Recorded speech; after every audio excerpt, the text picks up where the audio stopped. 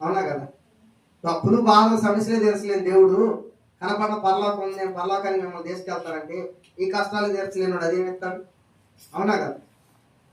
దేవుడికి స్తోత్రం చెప్పండి. దేవుడు ఖచ్చితంగా తీరుస్తాడు ఖచ్చితంగా.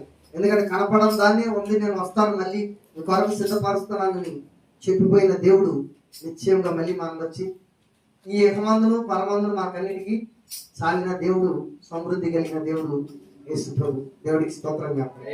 హల్లెలూయా. యేసు ప్రభు ఏమన్నా తెలుసా? పేదలేని మీరు పేదలు ధన్యులు. నాకైతే అర్థం కాలేదు, చూసి ఆ మాట ఆశ్చర్యపోయా. పేదలైన మీరు ధన్యులు అన్నాడు. పేదలు ధన్యులు ఏందండి? సమృద్ధి కలిగిన వాళ్ళు మీరు ధన్యులు. అబ్బాయి మంచి ఇల్లు ఉంది, డబ్బు ఉంది మీ కాడ, ఆస్తులు ఉన్నాయి, పొలాలు ఉన్నాయి, మీరు ధన్యులు అంటే సరిపోతుంది. పేదలైన మీరు ధన్యులు అంటాడు ఏందినా అంటే మనుషుడితే ఈ భౌతిక సంబంధమైన పేదలుగా ఉన్న మనం